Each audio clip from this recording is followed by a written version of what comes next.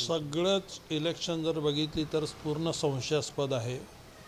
मला मध्य प्रदेशचे निवडणूक झाल्यानंतर सुद्धा तिथल्या काही लोकांनी सांगितलं होतं की सगळी वातावरण सगळं काँग्रेसचं होतं आणि म्हणजे एक जबाबदार अधिकारी होते, त्यांनी म्हणले की आम्हालाही वाटत होतं ईव्हीएमचा घोटाळा होत नाही, पण मी खात्रीने सांगू शकतो की ते ईव्हीएमचा घोटाळा आहे।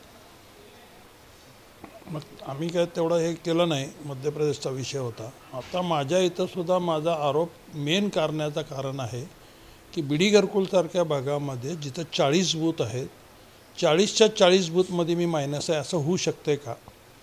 कारण तिथं माझे 8 नगरसेवक निवडून आलेले होते आणि तिथं प्रत्येक लोकांनी मला लोकसभेत सांगितलं होतं की आम्ही या राम मंदिरसाठी मतदान करणार आहे आणि अण्णा तुम्ही आमच्याकडनं काही अपेक्षा करू नका।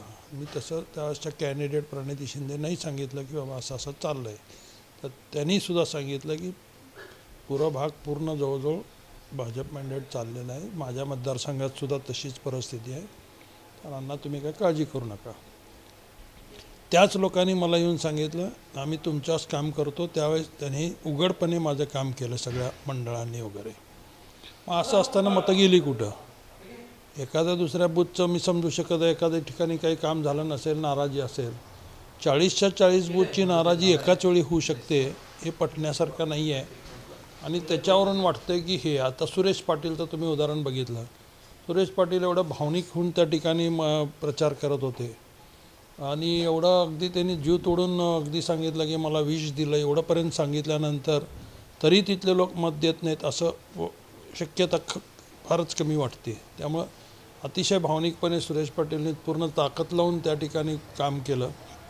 वल्ल्याळ त्यांच्या जोडीला तिथं होते। 9 नंबर प्रभागामध्ये सुद्धा वल्ल्याळ आणि ते बंदपट्टे, दशरथ गोप हे सगळ्यांनी काम केलं आणि समाजसुद्धा पहिल्यांदा मला वाटतं एवढं एकत्र झाला। सगळे ओपन माझ्याबरोबर फिरत होते आणि त्याच्यातून समाजामध्येच आमच्या त्या पूर्व भागामध्ये सुद्धा मायनस दिसतं आहे।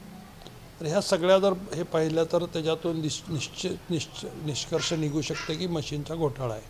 कारण आदल्या दिवशी डिपार्टमेंटचे लोक असतील, तुम्ही पत्रकार लोक असेल किंवा सर्वसामान्य लोक असतील, सगळेजण सांगत होते नाही यावेळेस तुतारी वाजणार, यावेळेस तुतारी वाजणार, अण्णा तुम्ही आमदार होणार। मग हे सगळ्यांचे रिपोर्ट कसे एकाच रात्रीतनं फेल झाले आणि इथंच नाही तर महाराष्ट्रामध्ये सगळेच चांगले दिग्गज पडले।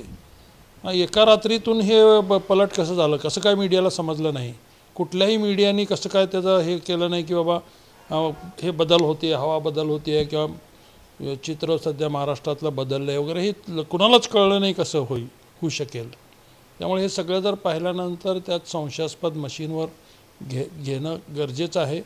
आणि इलेक्शन कमिशननी सुद्धा जर आपण पाहिलं तर सुप्रीम कोर्टाचा निकाल आहे की ती व्हीव्हीपॅट मोजले पाहिजेत आणि ते मोजत नाही आहेत। त्यांनी आत्ता सांगितलं की एका बूथ, आता बघा निवडणुकीला जो आमचा डिपॉझिट आहे भरायचा फॉर्म भरतानाचं फॉर्म, तर ते 10,000 रुपये आणि व्हीव्हीपॅट चेकिंग करण्यासाठी एका बूथला 47,200 रुपये। म्हणजे हे कुठल्या नियमात बसतं आहे? म्हणजे इलेक्शन कमिशनसुद्धा कुठंतरी तिथं पार्सलिटी करत असताना पाहायला मिळते। आणि आता 290-300 बूथ असताना जर एवढे पैसे भरायचे म्हणलं तर कोणाला शक्यच नाही। ह्याच्या आधी कधीच रिचेकिंगला कधीच पैसे मागितलं जात नव्हतं। मग आत्ता मशीन आल्यानंतरच ह्या सगळ्या प्रोसिजर्स का या लागले? जर मशीनची क्लॅरिटी असेल, त्यांना जर खात्री असेल तर त्यांनी सगळ्या रिचेकिंग करायला पाहिजे। ठीक आहे, एक नॉमिनल फी ठेवायला पाहिजे, जे डिपॉझिटची रक्कम जेवढी आहे तेवढी फी ठेवायला पाहिजे, त्याच्यावर ठेवायला नाही पाहिजे। तर सगळ्याला ज्यांना जे काही संशय असतील ते संशय तरी क्लिअर होतील। पण तसं करत नाही म्हणजे संशय अजून वाढण्याचं कारण त्याच्यामध्ये मोठ्या प्रमाणात दिसून येते आणि याच्यात कुठंतरी इलेक्शन कमिशन सत्ताधाऱ्याच्या समोर झुकलेलं आहे आणि त्यांच्या प्रेशरखाली काम करतं हे स्पष्ट दिसून येते। मतमोजणीसाठी किती रक्कम मोजावी लागली आणि त्यात काय काय? 2च बूथसाठी मला 94,400 रुपये मोजावे लागले आणि ते फक्त मला नाईलाजाने 2च बूथची चेकिंग करावं लागली। पण तेही त्यांनी सांगितलं की ती चेकिंग आम्ही प्रत्यक्षात झालेल्या मतदानाची करणार नाही, तर आम्ही फक्त परत नव्याने तिथं त्या बूथ तुम्ही जे सांगता त्या बूथचे मशीन्स काढणार, त्याला हे करणार आणि इरेज करून तिथं 10 मतं नव्याने टाकणार आणि ती 10 मतं मोजणार। म्हणजे सुप्रीम कोर्टाचा सुद्धा contempt of court election commission करतं हे स्पष्ट त्याच्यात दिसून येते आणि तीच मागणी करण्यासाठी आम्ही सुप्रीम कोर्टात त्याच्यामध्ये दावा दाखल करणार आहोत.